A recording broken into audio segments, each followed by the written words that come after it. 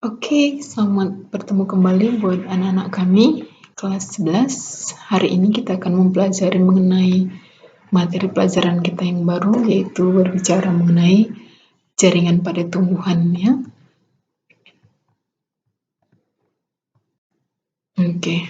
Nah, baik, perhatikan hari ini kita belajar mengenai jaringan pada tumbuhan ya, yang mana setiap tumbuhan yang kita jumpai itu ternyata di dalamnya itu ada jaringan ya. Dia punya jaringan, apakah itu jaringan meristem ataukah jaringan permanen, itu biasanya mereka memilikinya ya. Nah, mari kita lihat jaringan apa sajakah kira-kira yang ada pada tumbuhan tersebut. Oke, yang pertama adalah di sini namanya jaringan meristem. Jadi kalau misalnya suatu tumbuhan, maka tumbuhan itu nanti dia memiliki jaringan meristem gitu ya. Nah, oke, baik. Kalau kita lihat jaringan meristem ini merupakan suatu jaringan yang bisa kita kelompokkan, pertama bisa berdasarkan posisi. Nah, jadi kalau berdasarkan posisi atau bisa dikatakan letaknya gitu ya, maka pada tumbuhan itu nanti jaringan meristemnya itu ada 3 ya. Satu namanya meristem apikal.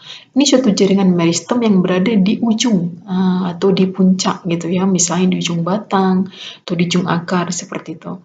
Nah, yang kedua adalah meristem interkalar. Ini adalah jaringan meristem yang terdapat di ruas-ruas batang. Misalnya kayak tebu, nah itu ada ruas-ruasnya. Maka di ruasnya itu ada namanya jaringan meristem interkalar. Nah, yang ketiga, itu meristem lateral. Jadi kalau meristem lateral ini letaknya itu dia adalah memanjang gitu ya di sebelah dalam batang, mulai dari pucuk atau ujung ibu bilang sampai dia ke akar. Nah, jadi dia memanjang di sepanjang jaringan batang atau tubuh lah ibu bilang, tubuh pada tumbuhan tersebut begitu ya. Nah, itu berdasarkan posisi. Jaringan meristem bisa kita bedakan berdasarkan asal-usul atau dari mana dia terbentuk begitu ya. Nah, jadi berdasarkan asalnya, jaringan meristem itu dibedakan menjadi ada namanya meristem primer. Nah, jadi meristem primer ya, ada namanya adalah meristem sekunder. Nah, jadi itu berdasarkan asal-usulnya. Nah, kita mulai pertama adalah jaringan meristem. Di sini adalah jaringan meristem ya. Nah, jaringan meristem tadi itu ada meristem apikal ya. Ini ibu bilang tadi di ujung-ujung ya, berdasarkan posisinya. Letaknya di ujung, di ujungnya itu adalah namanya meristem apikal. Nah, ada tadi namanya adalah meristem lateral atau bisa dikatakan meristem sekunder atau bisa juga meristem vaskular. Nah, jadi kalau meristem vaskular ini atau bisa dikatakan terbangun oleh kambium vaskular, maka dia berada di batang sebelah dalam ya. Jadi berada di bagian dalam batang. Nah, yang berikutnya adalah ini ada apikal sama saja dengan di atas ya. Itu apikal di tunas atau di ujung batang. Ini adalah apikal yang berada di bagian sebelah ujung akar. Jadi ini adalah contoh jaringan meristem. Ya, ada meristem primer, ada meristem sekunder. Jadi sudah tahu bahwasanya jaringan meristem itu bisa ada di ujung batang, bisa ada di ujung akar, dan bisa ada di bagian dalam daripada organ tumbuhan tersebut. Apakah di bagian dalam batang, ataukah berada di bagian dalam akarnya. Seperti itu, Nak. Nah, kalau kita bicara mengenai jaringan meristem, maka nanti itu ada namanya teorinya ya, teori titik tumbuh. Titik tumbuh berarti asal muasal dari mana pertumbuhan itu terbentuk. Nah, jadi ada beberapa teori ya. Yang pertama yang namanya teori histogen ya. Nah, jadi kalau menurut teori histogen nanti di sini bahwasanya titik tumbuh pada suatu tumbuhan tersebut itu dia ada memiliki 3 lapisan. Nah, ada 3 lapisan gitu ya. Nah, lapisan pertama namanya lapisan sebelah luar. Jadi nanti lapisan sebelah luar itu akan membentuk suatu jaringan, itu adalah jaringan epidermis.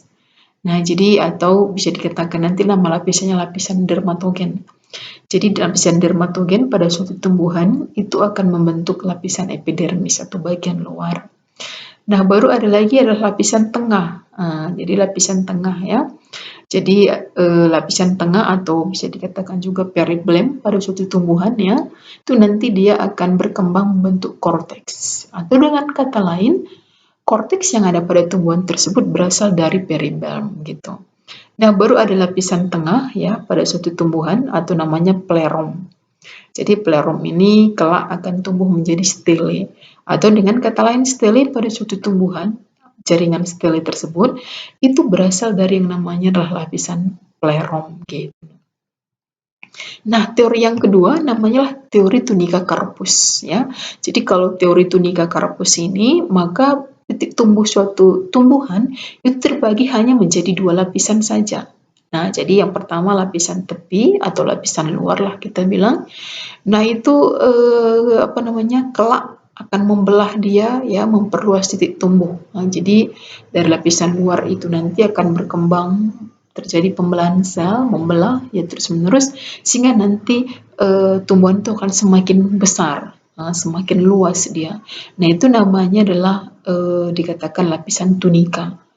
Nah, baru ada lagi lapisan dalam ya.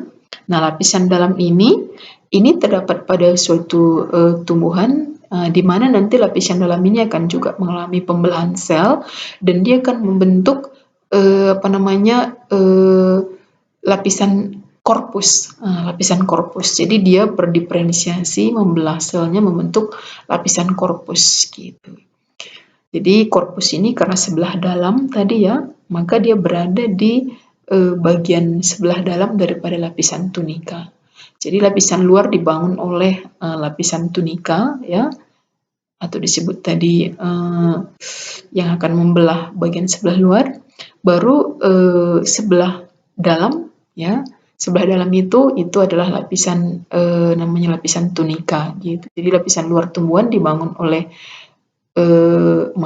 lapisan dalam itu dibangun oleh korpus, lapisan luar dibangun oleh tunika seperti itu. Nah, tadi itu adalah jaringan meristem. Yang kedua namanya adalah jaringan dewasa. Nah, jadi kalau kita bicara mengenai jaringan dewasa, maka jaringan dewasa ini dia terbagi atas beberapa jaringan ya nantinya banyak. Nah, kalau kita lihat dari sifatnya ya, sifat daripada jaringan dewasa tersebut, maka nanti kalau dikatakan jaringan dewasa itu dia pada umumnya kebanyakan itu dia tidak membelah lagi. Nah, jadi selnya itu tidak membelah gitu ya. Nah, yang kedua adalah dia untuk ukuran selnya itu dia relatif lebih besar dibanding dengan sel meristem ya. Memiliki vakuola yang cukup besar. Nah, vakuola yang besar ya karena aktivitas fotosintesis sudah berlangsung dengan lama gitu ya. Nah, kadang-kadang selnya telah mati. Nah, contohnya sel yang membangun sel epidermis, sel mati, atau sel-sel yang membangun silem itu juga sel-sel yang mati gitu nah ya. Nah, sel telah mengalami penebalan dinding sesuai dengan fungsinya. Jadi artinya mereka itu sudah mengalami penebalan dinding ini sehingga nanti mereka sudah bersifat keras. Kalau jaringan meristem itu kan dia sifatnya lunak. Jadi nanti dia akan lebih keras seperti itu berdasarkan sifatnya. Nah, jaringan dewasa atau jaringan permanen tadi maka dapat kita bedakan ya, dapat kita bedakan menjadi beberapa jaringan. Yang pertama namanya jaringan epidermis. Jadi jaringan dewasa tersusun atas yang pertama jaringan epidermis atau jaringan pelindung ya. Dimana kalau jaringan epidermis ini ya ada di akar, di batang, di daun, di bunga, di buah. Pokoknya di setiap organ daripada tumbuhan itu bagian luarnya itu namanya adalah jaringan epidermis ya. Nah, epidermis tadi yang berada di sebelah luar itu bisa bermodifikasi atau berubah bentuk atau kita katakan namanya derivat epidermis ya. Misalnya sel-sel epidermis tadi atau jaringan epidermis itu bisa berubah membentuk stomata. Jadi selnya itu berubah menjadi sel-sel stomata yang ada di epidermis bawah. Pada umumnya tumbuh-tumbuhan yang hidup di darat kecuali kalau di air itu biasanya letaknya di atas. Nah, baru yang kedua bisa juga berubah menjadi trikoma. Nah, trikoma itu biasanya rambut-rambut akar ya, rambut-rambut yang ada di permukaan daun itu maksudnya, bukan rambut akar ya. Baru juga sel kipas ya. Ini kalau sel kipas, nah jadi ini biasanya berukuran tipis dia. Di sel-sel kipas ini bisa terdapat di bagian sebelah epidermis ya, sebelah luar daripada epidermis bisa membentuk sel-sel kipas gitu ya. Nah, baru ada spina. Nah, kalau spina itu dia seperti duri. Misalnya kalau pada tumbuhan misalnya itu pada bunga bougainville. Bougainville itu dia ada durinya. Durinya itu merupakan bagian dari perkembangan jaringan epidermis. Nah, ini gambarnya bisa ya, ini spina ya atau duri ya. Nah, sudah. Ini trikoma ya, trikoma. Ini adalah ini stomata bukan trikoma, maaf ya. Ini stomata salah ya.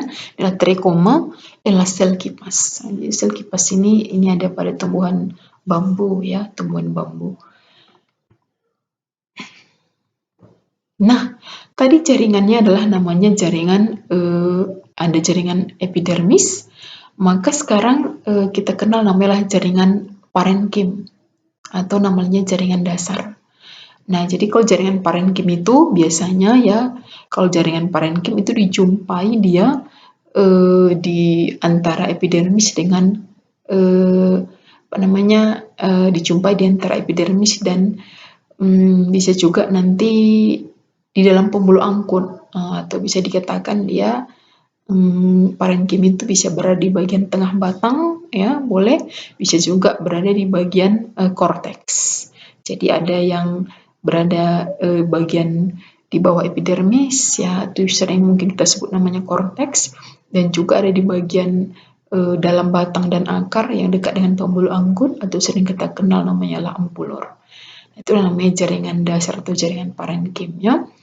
Nah, jadi parenkim itu tadi di batang, boleh di daun, misalnya ada namanya mesopil daun ya, yang kita kenal misalnya jaringan palisade, jaringan spons, itu merupakan jaringan parenkim yang terdapat di daun. Jadi jaringan parenkim ini cukup banyak ya, ada di daun, ada di batang, ada di akar.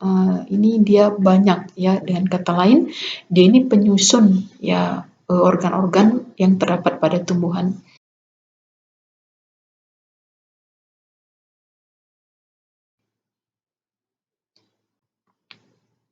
Nah, untuk jaringan meristem, untuk jaringan tumbuhan yang pertama, Ibu rasa sampai di sini dulu.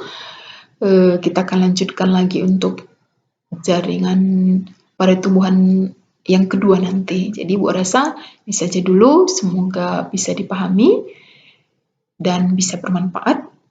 Ya, sampai di sini dan sampai ketemu lagi. Terima kasih.